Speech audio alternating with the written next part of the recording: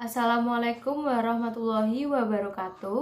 Halo teman-teman, kembali lagi dengan saya Silvi Setianingrum dari Universitas Negeri Semarang dari jurusan akuntansi dengan NIM 7211419025. Pada kesempatan kali ini saya akan menjelaskan tentang formulir survei web atau HTML siswa. Pendahuluan. Proyek ini mengasumsikan bahwa Anda memiliki beberapa pengetahuan mengenai Hypertext Markup Language atau HTML dan bagaimana menggunakan Notepad sebagai editor teks. Di mana proyek ini akan mempelajari konsep-konsep web atau HTML. Proyek ini pun menampilkan contoh tahap demi tahap yang menggambarkan berbagai teknik dan konsep yang dibutuhkan untuk membuat halaman web di Notepad. Pembahasan. Proyek ini ditujukan untuk membuat formulir, tetapi tidak menyediakan instruksi kepada browser atau penjelajah web untuk memproses hasil dan formulir. Informasi dari sebuah formulir biasanya dikirimkan melalui atau dimasukkan ke dalam basis datanya. Tidak terlalu sulit untuk membuat respons untuk formulir, dan Anda pun dapat menggunakan jasa gratis yang mengirimkan jawaban formulir ke Anda. Respon-O-Matic www.respon-O-Matic.com adalah layanan terkenal yang gratis dan mudah digunakan. Contoh ini adalah formulir yang mencatat evaluasi seorang siswa terhadap seorang pembicara. Formulir ini mewakili 5 teknik yang paling umum untuk mencatat informasi dari sebuah situs web. Teknik yang pertama adalah field text, misalnya field name, di mana pengguna mengetikkan sebaris data. Teknik yang kedua adalah tombol radio, misalnya year in school. Tombol digunakan ketika jawaban-jawaban yang memungkinkan saling melengkapi. Kotak check live on campus, dan do you own a car? Serupa dengan tombol radio, tetapi pengguna dapat memilih satu atau lebih pilihan. Menu drop-down. Peringkat keseluruhan mengombinasi jawaban yang akan ditanyakan dalam tempat yang kecil di halaman web, tetapi masih memungkinkan sejumlah pilihan yang saling melengkapi. Teknik input yang terakhir pada contoh ini adalah kotak teks untuk mengisi komentar. Teknik ini memungkinkan pengguna untuk memastikan beberapa baris data dengan satu input. Menu drop-down menawarkan jawaban yang saling melengkapi, sama halnya dengan tombol radio, tetapi memakan tempat yang lebih sedikit pada layar komputer. Jika terdapat 50 atau lebih pilihan, misalnya memilih negara bagian untuk alamat surat, menu drop-down lebih baik dibandingkan tombol radio. Tetapi tombol radio memiliki kelebihan dapat menampilkan semua pilihan kepada pengguna pada satu tampilan. Area teks memungkinkan beberapa baris ketika, sedangkan field text hanya memungkinkan satu baris saja. Sebuah area teks dapat menampung sederet alamat email, tetapi perusahaan dapat memecah-mecah alamat menjadi beberapa bagian menggunakan field text. Pilihan jenis field harus ditentukan oleh bagaimana perusahaan tersebut ingin menampilkan formulir tersebut dan menggunakan informasi yang dikumpulkan. Masing-masing field input memiliki paling tidak 2 karakter, sebuah nama field dan sebuah nilai. Field dapat dinamai school year. Nilainya bisa jadi FR, SOJR atau SR. Pengguna dapat melihat informasi yang ditampilkan di layar komputer, tetapi komputer mengenali nama field dan nama yang dialokasikan untuk field tersebut.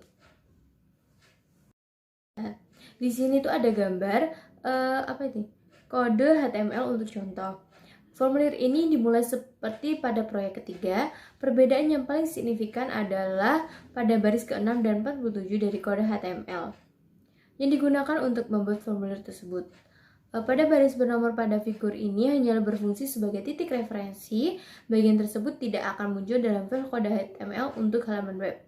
Perintah, form, dan garis miring form, ini ada gambarnya ya, memberitahu browser web pada bahwa halaman web akan mencatat informasi dari pengguna. Tanpa perintah ini untuk memulai dan mengakhiri formulir, halaman web tidak dapat mencatat informasi bagi pengguna. Bagian-bagian formulir contoh. Baris 23 hingga 26 menampilkan pilihan untuk tingkatan kelas. Field name haruslah sama untuk tombol radio. Pada contoh ini nama yang dicantumkan selalu school year. Satu-satunya yang dilihat pengguna dari baris ke-23 adalah sebuah tombol radio dan kata freshman. Perhatikan field value pada baris ke-23. Ketika lingkaran sebuah frase freshman dipilih, komputer tersebut memasukkan nilai FR pada field school year. Pengguna halaman web melihat frase freshman tetapi browser melihat nilai FR ketika lingkaran tersebut dipilih. Kata check it pada baris ke-23 menyebabkan halaman web ini memiliki tombol radio yang memiliki tanda cek pada freshman. Sedari awal, hanya satu pilihan untuk field tombol radio dapat memiliki tanda cek perintah pada perintah inputnya. Tetapi browser web tidak mengetahui pilihan eksklusif mana yang harus diberi tanda cek. Bagian-bagian formulir contoh. Pada figur 4.1 di situ juga ada gambarnya menampilkan kotak cek untuk menangkap informasi di mana seorang siswa tinggal dan apakah siswa tersebut memiliki mobil. Menu drop-down disebut juga kotak pilihan memiliki pengguna daftar pilihan yang bersifat saling eksklusif ketika pengguna tersebut mengklik icon daftar drop-down. Icon ini ditampilkan dalam figur 4.1 di sebelah kanan frase no response. Baris ke-29 dan ke-30 pada figur 4.2 membuat kotak cek yang nampak pada contoh. Perhatikan bahwa nama field berbeda pada baris ke-29 dan 30, sehingga masing-masing baris membuat fieldnya dan banyak kotak cek dapat dipilih. Jika kotak left and compose dipilih dengan klik mouse, maka field on akan memiliki nilai yes. Jika field ini tidak dipilih, maka tidak ada nilai yang diisikan pada on. Kasus khusus ini berarti bahwa file tersebut memiliki 0. Sedangkan baris ke-33 hingga 38 memberi daftar perintah yang menghasilkan menu drop-down pada contoh. Masih pada bagian-bagian formulir contoh, perhatikan bahwa terdapat perintah awal dan akhir untuk pilihan tersebut. Pilihan ke-33 dan 38 dan masing-masing pilihan dari daftar pilihan ini memiliki awal dan akhirnya masing-masing. Nama field ini ada pada perintah pilihan red. Tetapi nilai yang ditujukan untuk field ini dihasilkan dari perintah option. Field ini memiliki respons sebagai berikut. No response, excellent, average, dan poor. Pada umumnya pilihan yang pertama pada daftar adalah nilai yang ditampilkan di halaman web. Field terakhir dari contoh meminta komentar tambahan dari siswa. Formulir ini mengasumsikan bahwa siswa mungkin memerlukan lebih dari satu baris teks untuk memberikan komentar. Area teks digunakan untuk komentar-komentar semacam ini. Nama dari area teks ini ditentukan sebagai comments dan pengguna diberikan 5 baris berisikan masing-masing 45 karakter untuk membalas komentar.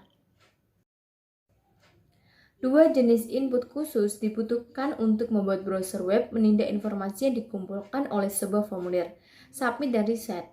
Perintah submit ditampilkan pada baris ke-45 pada figur 4.2. Nilai yang ditampilkan pada tombol yang dihasilkan oleh perintah ini adalah submit response. Pada kebanyakan formulir, sebuah tindakan akan ditentukan pada perintah form dan browser web akan melakukan tindakan yang ditentukan tersebut ketika tombol submit diklik. Perintah reset pada baris ke-46 menampilkan frase reset from file used to their defaults pada tombol.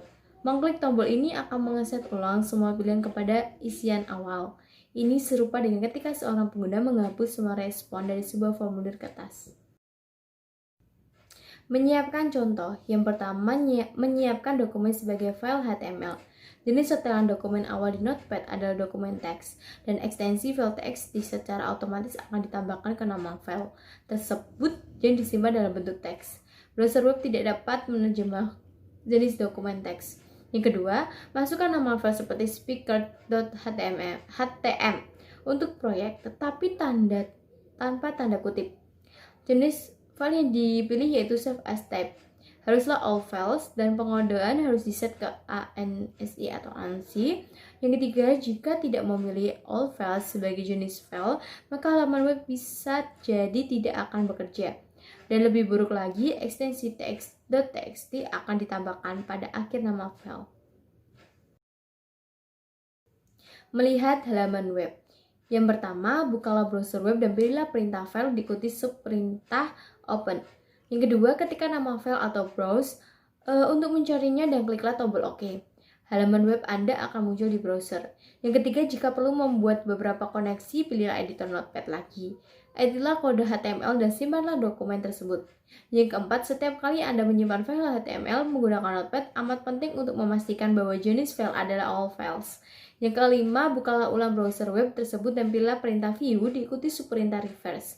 Yang keenam, ulangi proses ini hingga Anda merasa puas dengan laman web yang dihasilkan. Sekian penjelasan dari saya, semoga bermanfaat. Terima kasih. Wassalamualaikum warahmatullahi wabarakatuh.